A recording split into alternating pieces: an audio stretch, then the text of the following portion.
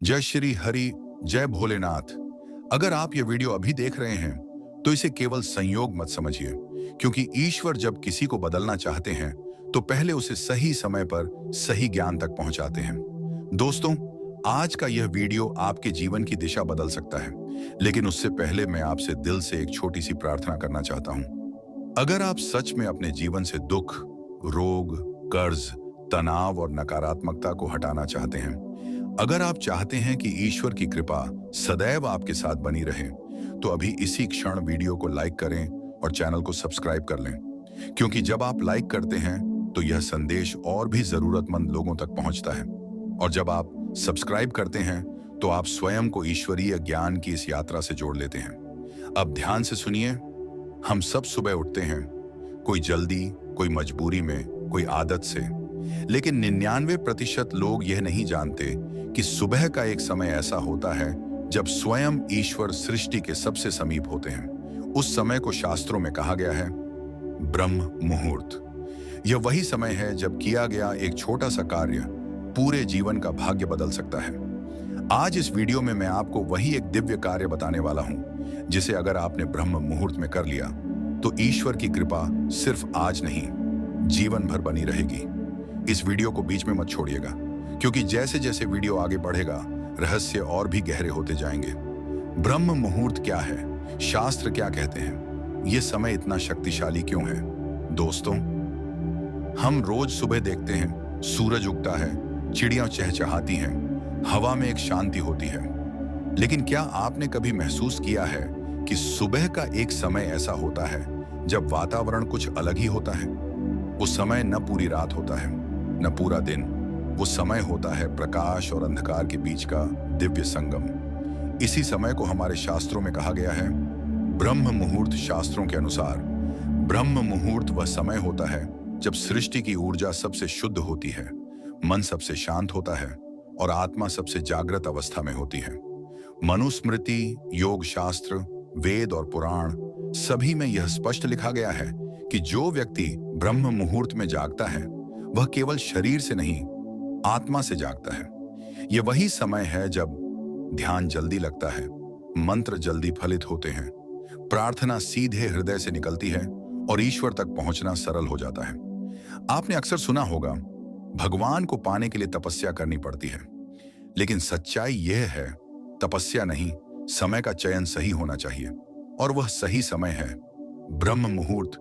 इसीलिए महर्षि मुनि, साधु संत, योगी, तपस्वी सब इसी समय साधना करते थे, क्योंकि यह वह समय है जब मन में विकार नहीं होते, विचार शांत होते हैं और आत्मा ईश्वर से संवाद करने की स्थिति में होती है।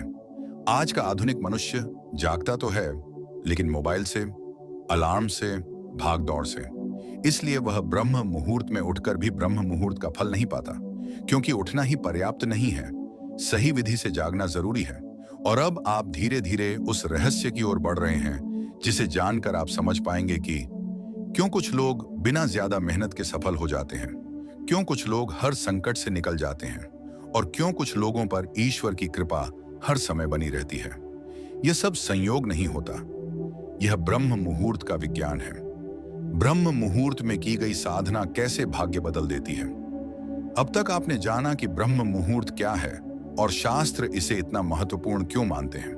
अब सबसे बड़ा प्रश्न यह उठता है, आखिर ब्रह्म मुहूर्त में किया गया कार्य इतना शक्तिशाली क्यों हो जाता है कि वह पूरे जीवन की दिशा बदल देता है? इसका उत्तर सिर्फ आस्था में नहीं, बल्कि ऊर्जा विज्ञान और मानसिक संरचना में छिपा है। ऊर्जा का रहस्य समझिए। रात के अंतिम पहर में जब संसार सो रहा होता है, तब वातावरण में न तो शोर होता है, न विचारों का बोझ, न इच्छाओं की उथल पुथल। उस समय पृथ्वी की ऊर्जा सीधे ब्रह्मांडीय ऊर्जा से जुड़ी होती है। इसीलिए योग शास्त्र कहता है, जिस समय पृथ्वी शांत होती है उसी समय आत्मा सबसे अधिक सक्रिय होती है। ब्रह्म मुहूर्त में मन की तरंगें, ब्रेन वेव्स, धीमी और गहरी होती हैं, जिसे आज की भाषा में कहा जाता है अल्फा स्टेट। इस अवस्था में जो सोचा जाए वह गहराई से मन में उतरता है, जो बोला जाए वह संस्कार बन जाता है, और जो मांगा जाए वह प्रार्थना बनकर ऊपर पहुंचता है। यही कारण है कि दिन में की गई 1000 प्रार्थनाओं से ब्रह्म मुहूर्त की एक सच्ची पुकार कई गुना अधिक प्रभावशाली होती है। यही वह समय है जब भाग्य रेखाएं ढीली होती हैं और कर्म का प्रभाव बदला जा सकता है। अब समझिए एक गहरा सत्य, हमारा भाग्य सिर्फ कर्मों से नहीं बनता, बल्कि कर्म करने के समय से भी बनता है। और जब कर्म ब्रह्म मुहूर्त जैसे दिव्य समय में किया जाए तो वह साधारण कर्म नहीं रहता, वह साधना बन जाता है। इसीलिए ऋषि ज्ञान को प्राप्त हुए संतों ने सिद्धियां पाई और साधारण मनुष्य असाधारण जीवन जी पाए। सबने एक बात समान रखी, ब्रह्म मुहूर्त का सम्मान। लेकिन ध्यान रखिए, अगर इस समय मन भटका हुआ हो, क्रोध, भय या संदेह से भरा हो, तो फल उल्टा भी हो सकता है। इसलिए आगे के भाग में मैं आपको बताने वाला हूं वह एकमात्र कार्य जो अगर आपने ब्रह्म मुहूर्त में सही विधि से कर लिया तो ईश्वर की कृपा आपके जीवन में स्थायी हो जाएगी। ब्रह्म मुहूर्त में वह एक काम क्या है? यह समय भाग्य बदलने की क्षमता रखता है। अब प्रश्न सिर्फ एक है, आखिर वह एक काम क्या है जिसे ब्रह्म मुहूर्त में करने से ईश्वर की कृपा जीवन भर बनी रहती है? ध्यान से सुनिए, यह कोई चमत्कारी टोटका नहीं, न कोई कठिन साधना, न कोई महंगा उपाय। यह इतना सरल है कि लोग इसकी शक्ति को समझ ही नहीं पाते। वह एक काम है सचेत भाव से किया गया नाम स्मरण प्लस कृतज्ञता। हाँ, ब्रह्म मुहूर्त में अगर आपने पूर्ण शुद्ध मन से ईश्वर का नाम लिया और अपने जीवन के लिए कृतज्ञता प्रकट की तो वही एक कार्य आपके पूरे जीवन का आधार बदल सकता है। अब विधि ध्यान से समझिए, यही वह बिंदु है जहां ज्यादातर लोग गलती करते हैं। सही विधि एक ब्रह्म मुहूर्त में जागते ही सबसे पहले मोबाइल को हाथ न लगाएं। यह सबसे बड़ा ऊर्जा नाशक है। दो, शांत होकर बैठ जाएं, रीढ़ सीधी रखें, आंखें हल्की बंद। 3, सबसे पहले मन में कहें, हे प्रभु, मैं आज भी जाग सका, इसके लिए धन्यवाद। यह कृतज्ञता मन को तुरंत शुद्ध कर देती है। 4, अब अपने इष्ट का नाम राम, कृष्ण, शिव, नारायण, माता मन ही मन या धीमी आवाज में लगातार 5 से 11 मिनट तक जपें। नाम जपते समय कोई मांग ना करें, बस नाम लें और यह अनुभव करें कि ईश्वर आपको सुन रहे हैं। 5 अंत में केवल एक वाक्य बोलें, हे प्रभु, जो मेरे लिए उचित हो वही मुझे दीजिए। बस यही है वह एक काम। अब समझिए इसकी शक्ति क्यों काम करती है। जब आप मांगने की बजाय समर्पण करते हैं तो ईश्वर स्वयं निर्णय लेते हैं, और जब निर्णय ईश्वर का होता है तो उसमें दुख, हानि या अधूरापन नहीं होता। शास्त्र कहते हैं, जो भक्त ब्रह्म मुहूर्त में बिना इच्छा के ईश्वर को पुकारता है उसकी रक्षा स्वयं परमात्मा करते हैं। इसीलिए ऐसे व्यक्ति पर संकट आते हैं लेकिन टिकते नहीं, कर्ज बनता है लेकिन उत्तर भी जाता है, रोग आता है लेकिन स्थायी नहीं होता, क्योंकि उसके जीवन में ईश्वर का हस्तक्षेप शुरू हो जाता है। लेकिन ध्यान रखें, अगर आपने यह किया और फिर दिन भर नकारात्मक सोच, झूठ, क्रोध और ईर्ष्या में डूबे रहे तो फल कमजोर हो जाएगा। इसीलिए अगले भाग में मैं आपको बताने वाला हूं ब्रह्म मुहूर्त के बाद दिन को कैसे जिए ताकि की गई साधना निष्फल न हो। ब्रह्म मुहूर्त के बाद पूरे दिन का आचरण ताकि ईश्वर की कृपा बनी रहे। दोस्तों, यह एक बहुत बड़ा सत्य है जिसे ज्यादातर लोग समझ नहीं पाते। ब्रह्म मुहूर्त में की गई साधना दिन के आचरण से सुरक्षित भी होती है और नष्ट भी। बहुत से लोग कहते हैं, मैं तो रोज सुबह पूजा करता हूं, फिर भी जीवन में कष्ट क्यों है? उत्तर कड़वा है लेकिन सत्य है। सुबह ईश्वर को याद करना काफी नहीं, दिन में ईश्वर को जीना पड़ता है।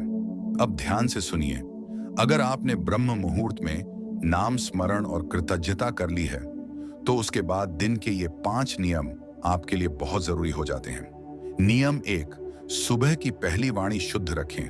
ब्रह्म मुहूर्त के बाद जो पहला वाक्य आप बोलते हैं वह पूरे दिन की दिशा तय करता है। शिकायत से दिन शुरू ना करें, किसी को दोष देकर बात ना करें, बस इतना कहें, आज का दिन ईश्वर के भरोसे है।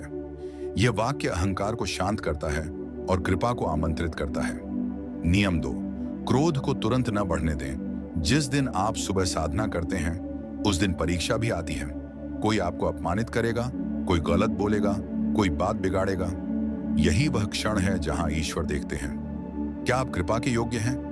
अगर उस क्षण आप 10 सेकंड रुक गए और प्रतिक्रिया नहीं दी तो समझिए आपकी साधना सफल हो गई। शास्त्र कहते हैं, जो भक्त क्रोध में मौन धारण कर ले उसकी रक्षा स्वयं नारायण करते हैं। नियम 3, अन्न को प्रसाद समझकर ग्रहण करें। दोपहर का भोजन केवल पेट भरने का समय नहीं है, यह कर्म और भाग्य का मिलन बिंदु है। खाने से पहले मन ही मन कहें, यह अन्न प्रभु की कृपा है। भोजन करते समय न शिकायत, न मोबाइल, न नकारात्मक बात, इससे अन्न औषधि बन जाता है और रोग दूर रहने लगते हैं। नियम 4, शाम को 2 मिनट आत्म समीक्षा। रात को सोने से पहले अगर आपने सिर्फ 2 मिनट खुद से बात कर ली, आज मैंने किसे दुख दिया, कहां क्रोध किया, कहां अहंकार आया, और मन ही मन कह दिया, हे प्रभु, मुझसे जो भूल हुई उसे सुधारने की शक्ति देना, तो समझिए दिन की सारी नकारात्मकता यहीं समाप्त हो जाती है। नियम 5, सोते समय ईश्वर को सौंप देना। सोते समय दिन की चिंताएं अपने साथ न ले जाएं। बस इतना कहें, अब सब आपके हवाले है प्रभु। यह वाक्य अवचेतन मन में उतरता है और अगली सुबह आपको फिर ब्रह्म मुहूर्त में जगाता है। अब समझिए गूढ़ रहस्य।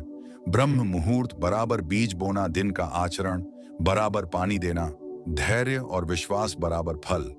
अगर बीज बोकर पानी ना दें तो फल नहीं मिलता। इसीलिए जो लोग कहते हैं मैं पूजा करता हूं फिर भी कुछ नहीं बदलता, वे असल में दिन के नियम तोड़ देते हैं। ब्रह्म मुहूर्त में की जाने वाली 5 सबसे बड़ी गलतियां जो पुण्य को निष्फल कर देती हैं। दोस्तों, ब्रह्म मुहूर्त इतना पवित्र समय है कि थोड़ी सी लापरवाही उसकी शक्ति को कम कर देती है। बहुत से लोग कहते हैं मैं ब्रह्म मुहूर्त में उठता हूं फिर भी मन अशांत रहता है। कारण साधना नहीं, गलतियां होती हैं। अब मैं आपको वे 5 सबसे बड़ी भूलें बताने जा रहा हूं जो ज्यादातर लोग अनजाने में कर बैठते हैं। गलती 1, जागते ही मोबाइल उठाना। यह सबसे आम और सबसे खतरनाक गलती है। जैसे ही आप मोबाइल उठाते हैं, मन बाहरी दुनिया में चला जाता है, ऊर्जा टूट जाती है, ब्रह्म मुहूर्त साधारण सुबह बन जाता है। शास्त्र कहते हैं जिस समय आत्मा जाग रही हो उस समय इंद्रियों को मत जगाओ। समाधान, कम से कम 15 से 20 मिनट मोबाइल से दूरी बनाए रखें। गलती 2, जल्दबाजी में पूजा करना। कुछ लोग जल्दी जल्दी मंत्र पढ़ लेते हैं और सोचते हैं पूजा हो गई। यह साधना नहीं, एक औपचारिकता है। ईश्वर शब्द नहीं, भाव देखते हैं। समाधान, कम मंत्र लेकिन पूरा मन। गलती 3, ब्रह्म मुहूर्त में मांगना ही मांगना, मुझे ये दे दो, वो ठीक कर दो, उससे बचा लो। यह समय समर्पण का है, सौदेबाजी का नहीं। जब आप मांगते हैं तो अहंकार बीच में आ जाता है। समाधान, पहले कृतज्ञता फिर विश्वास। गलती 4, साधना के बाद नकारात्मक चर्चा। बहुत से लोग पूजा के बाद बैठकर शिकायतें करने लगते हैं, घर की, रिश्तों की, पैसे की। यह वैसा ही है जैसे साफ दर्पण पर फिर से धूल जमाना। समाधान, कम से कम 1 घंटा नकारात्मक बातों से दूरी। गलती 5, ब्रह्म मुहूर्त को सिर्फ समय समझना। सबसे बड़ी भूल, ब्रह्म मुहूर्त को एक अलार्म टाइम समझ लेना। ब्रह्म मुहूर्त अनुभूति है, अभ्यास है, संबंध है। समाधान, हर दिन थोड़ा थोड़ा ईश्वर के करीब जाना। गूढ़ सत्य, गलत विधि से की गई साधना थकान देती है, सही विधि से की गई साधना शांति देती है। इसीलिए कुछ लोग पूजा करके भी चिड़चिड़े रहते हैं। ब्रह्म मुहूर्त में कौन सा मंत्र, ध्यान या प्रार्थना सबसे जल्दी फल देती है? यह प्रश्न हर साधक के मन में आता है।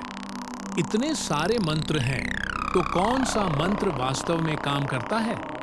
सत्य यह है, हर मंत्र हर व्यक्ति के लिए समान नहीं होता, लेकिन ब्रह्म मुहूर्त में किया गया सरल मंत्र अत्यंत शीघ्र फल देता है। आज मैं आपको कोई जटिल, तांत्रिक या भय उत्पन्न करने वाला मंत्र नहीं, बल्कि वह मंत्र बताऊंगा जो गृहस्थ, स्त्री पुरुष, वृद्ध युवा सबके लिए सुरक्षित और प्रभावी है। सबसे शक्तिशाली आधार मंत्र AUM नमो भगवते वासुदेवाय। यह मंत्र मन को शांत करता है, अहंकार को गलाता है और आत्मा को ईश्वर से जोड़ता है, शास्त्र कहते हैं। जो व्यक्ति ब्रह्म मुहूर्त में इस मंत्र का जप करता है, उसके जीवन में स्वयं विष्णु तत्व सक्रिय हो जाता है। यह मंत्र डर नहीं, विश्वास पैदा करता है। मंत्र जप की सही विधि बहुत जरूरी। एक ब्रह्म मुहूर्त में पूर्व या उत्तर दिशा की ओर मुख करें। 2 सुखासन या कुर्सी पर रीढ़ सीधी रखें। 3 आंखें बंद करके 3 गहरी सांस लें। 4, अब मंत्र जप करें। 11, 21 या 108 बार, जितना सहज हो। मंत्र गिनती से नहीं, भाव से फल देता है। जिनका मन भटकता है, उनके लिए ध्यान विधि। अगर आपको मंत्र में मन नहीं लगता, तो यह ध्यान करें। प्रकाश ध्यान, आंखें बंद करें, भौहों के बीच सफेद प्रकाश की कल्पना करें। मन ही मन कहें, मैं सुरक्षित हूं, ईश्वर मेरे साथ है। यह ध्यान डर, चिंता और अनिद्रा में अत्यंत लाभकारी है। स्त्रियों के लिए विशेष सरल प्रार्थना बहुत सी माताएं, बहनें जटिल मंत्र नहीं कर पाती। उनके लिए सबसे प्रभावी प्रार्थना, हे प्रभु, मेरे घर, बच्चों और मन को अपनी कृपा से भर दो। इस प्रार्थना में आंसू आ जाए तो समझिए प्रार्थना पहुंच गई। क्यों ये मंत्र जल्दी फल देते हैं? क्योंकि इनमें डर नहीं है, अहंकार नहीं है और कोई सौदा नहीं है, बस समर्पण है। ईश्वर चालाक शब्दों से नहीं, सच्चे भाव से प्रसन्न होते हैं। एक गहरा रहस्य ध्यान से सुनिए। अगर आप ब्रह्म मुहूर्त में एक ही मंत्र लगातार 40 दिन कर लेते हैं तो जीवन की दिशा बदलने लगती है, समस्याएं हल ढूंढने लगती हैं और भीतर शांति स्थायी हो जाती है। यही कारण है कि संत अनुशासन पर जोर देते हैं। 40 दिन का ब्रह्म मुहूर्त साधना चक्र, जिससे जीवन में स्थायी परिवर्तन आता है। आज मैं आपको कोई कथा नहीं, कोई कल्पना नहीं, बल्कि एक सिद्ध अभ्यास देने जा रहा हूं। ऐसा अभ्यास जिसे हजारों साधकों ने अपनाया और अपने जीवन में वास्तविक परिवर्तन देखा। शास्त्रों में कहा गया है, जो साधना 40 दिन तक बिना टूटे की जाए वह संस्कार बन जाती है। इसीलिए आज हम बात कर रहे हैं 40 दिन के ब्रह्म मुहूर्त साधना चक्र की। 40 दिन साधना चक्र का नियम। सबसे पहले, इन 40 दिनों में साधना न छोड़ें, मंत्र न बदलें, समय न बदलें, नकारात्मक चर्चा से बचें, भले ही कम करें लेकिन नियमित करें। प्रतिदिन की साधना 20 से 25 मिनट। चरण 1, जागरण 2 मिनट। जागते ही मन में कहें, हे प्रभु, आज का दिन आपके चरणों में समर्पित है। मोबाइल को दूर रखें। चरण 2, कृतज्ञता 3 मिनट। मन ही मन अपने जीवन की 3 अच्छी चीजें याद करें। कृतज्ञता सबसे तेज कंपन, विब्रेशन पैदा करती है। चरण 3, मंत्र जप 10 से 15 मिनट। मंत्र वही रखें, ओम नमो भगवते वासुदेवाय। माला हो तो 108 जप, न हो तो समय गिने, भाव ये रखें, मैं अकेला नहीं हूं। चरण 4, मौन 2 से 3 मिनट। मंत्र के बाद कुछ न बोले, बस शांति को महसूस करें। यही ईश्वर का उत्तर उतरता है। दिन में पालन करने योग्य 3 संकल्प। इन 40 दिनों में 1 किसी का अपमान नहीं, 2 अन्न का अपमान नहीं, 3 समय का अपमान नहीं। यह तीनों ईश्वर की कृपा को बांधे रखते हैं। 40वें दिन क्या होगा? ध्यान से सुनिए। 40वें दिन कोई चमत्कार दिखे या ना दिखे, लेकिन आप महसूस करेंगे मन हल्का है, डर कम है, निर्णय स्पष्ट है, नींद गहरी है और यही सच्चा चमत्कार है। शास्त्र कहते हैं, जब मन शांत हो जाए तो समझो ईश्वर पास आ गए। एक बहुत जरूरी चेतावनी, 40 दिन साधना के दौरान अचानक पुराने कष्ट याद आएंगे, कुछ रिश्ते परीक्षा लेंगे, मन कहेगा छोड़ दो। यह बाधा नहीं, सफाई प्रक्रिया है। यही लोग हार जाते हैं। जो टिक गया उसका जीवन बदल गया। साधना के संकेत कैसे पहचानें कि ईश्वर की कृपा शुरू हो चुकी है? दोस्तों, बहुत लोग यह गलती करते हैं कि वे ईश्वर की कृपा को चमत्कारों में ढूंढते हैं। कोई कहता है, मुझे कुछ दिखाई नहीं दिया, कोई आवाज नहीं आई, कोई सपना नहीं आया। लेकिन सत्य यह है, ईश्वर पहले जीवन को संभालते हैं, फिर संकेत दिखाते हैं। अब मैं आपको वे 9 सच्चे संकेत बताने जा रहा हूं, जिनसे आप स्वयं समझ पाएंगे कि आपकी साधना स्वीकार हो चुकी है। संकेत 1, मन का हल्का हो जाना। सबसे पहला और सच्चा संकेत, बिना कारण मन हल्का महसूस होना, छोटी बातों का असर कम होना। यह संकेत है कि मन से बोझ उतर रहा है और ईश्वर ने हाथ पकड़ लिया है। संकेत 2, नींद का सुधर जाना।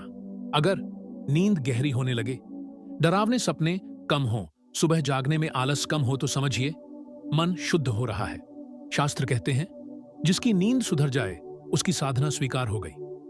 संकेत 3, गलत आदतों से दूरी आप खुद महसूस करेंगे। कुछ आदतें अब पहले जैसी अच्छी नहीं लगती। झूठ, गुस्सा, फालतू बोलना अपने आप कम होने लगता है। यह जबरदस्ती नहीं होती, यह अंदर से बदलाव होता है। संकेत 4, सही लोगों का मिलना अचानक। कोई सही सलाह देने वाला मिल जाता है, कोई रास्ता दिखाने वाला मिल जाता है। यह संयोग नहीं होता, यह ईश्वरीय व्यवस्था होती है। संकेत 5, समस्या आते हुए भी डर न लगना।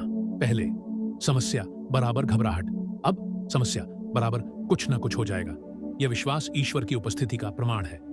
संकेत 6, छोटी छोटी चीजों में आनंद, सूरज की रोशनी, अच्छी लगना, हवा का झोंका, सुकून देना, भजन सुनकर मन भर आना, ये लक्षण बताते हैं कि आत्मा जाग रही है। संकेत 7, व्यर्थ की दौड़ से दूरी। अब आपको दिखावा अच्छा नहीं लगेगा, तुलना करने का मन नहीं करेगा। यह बहुत ऊंचा स्तर है जहां मन शांत होना शुरू होता है। संकेत 8, अचानक किसी की मदद का अवसर। ईश्वर आपको माध्यम बनाते हैं। किसी को सही शब्द मिल जाते हैं, किसी की थोड़ी मदद हो जाती है। शास्त्र कहते हैं, जिसे ईश्वर सेवा का अवसर दे, समझो उस पर विशेष कृपा है। संकेत 9, मन का अपने आप ईश्वर की ओर झुकना। सबसे अंतिम और सबसे बड़ा संकेत, बिना मजबूरी ईश्वर को याद आना, नाम जप अपने आप होने लगना, यही सच्ची भक्ति है। एक गहरा सत्य, ध्यान से सुनिए। ईश्वर पहले आपको भीतर से बदलते हैं, फिर बाहर की परिस्थितियां बदलती हैं। इसीलिए जो धैर्य रखता है उसी को फल मिलता है। अगर साधना बीच में टूट जाए तो क्या करें? ईश्वर को फिर कैसे मनाएं? अंतिम भावनात्मक मोड़। दोस्तों, अगर आपके मन में कभी यह प्रश्न आया हो, मैं ठीक से साधना नहीं कर पाया, कई दिन छूट गए, अब क्या लाभ? शायद ईश्वर मुझसे नाराज हो गए होंगे। तो आज ध्यान से सुनिए, क्योंकि यह भाग आपके मन का सबसे भारी बोझ उतारने वाला है। सबसे पहले यह सत्य समझिए, शास्त्र कहते हैं, ईश्वर साधना नहीं, साधक का हृदय देखते हैं। ईश्वर कभी आपसे नाराज नहीं होते, आप ही स्वयं से नाराज हो जाते हैं। ब्रह्म मुहूर्त की साधना कोई परीक्षा नहीं है, यह तो एक संवाद है, और संवाद में कभी कभी चुप्पी भी आ जाती है। अगर साधना टूट जाए तो क्या करें? नियम 1, खुद को दोष देना तुरंत बंद करें। सबसे बड़ी गलती यही होती है, मैं निकम्मा हूं, मुझसे नहीं होगा। यह शब्द आपको ईश्वर से नहीं, अपने आप से दूर करते हैं। बस इतना कहिए, हे प्रभु, मुझसे चूक हो गई, अब फिर से चलना चाहता हूं। नियम 2, वहीं से शुरू करें जहां खड़े हैं। यह मत सोचिए, अब फिर 40 दिन कैसे करूं। ईश्वर गिनती नहीं देखते, नियत देखते हैं। आज अगर आप फिर से बैठे तो वही दिन नया पहला दिन है। नियम 3, बहुत छोटा संकल्प लें। अगर मन भारी है, 1 मिनट नाम स्मरण, एक वाक्य प्रार्थना, बस इतना ही काफी है। तुलसीदास जी कहते हैं, राम नाम की एक पुकार पत्थर को भी तार दे। ईश्वर को मनाने की जरूरत नहीं, यह सबसे बड़ा भ्रम है। ईश्वर रूठ जाते हैं, उन्हें मनाना पड़ता है। ईश्वर माता पिता की तरह होते हैं। बच्चा अगर गिर जाए तो मां क्या कहती है? उठ जा, फिर चल। ईश्वर भी यही कहते हैं। सबसे शक्तिशाली प्रार्थना, ध्यान से सुनिए। अगर साधना टूट गई हो तो बस यह कह दीजिए, हे प्रभु, मैं कमजोर हूं पर आपकी शरण में हूं। इस एक वाक्य में पूरा समर्पण है। अंतिम गूढ़ सत्य, साधना टूटना असफलता नहीं है, साधना छोड़ देना असफलता है। जो व्यक्ति बार बार लौट आता है, ईश्वर उसी को थाम लेते हैं। इसीलिए जीवन में गिरे हुए लोग अक्सर सबसे ऊंचा उठते हैं।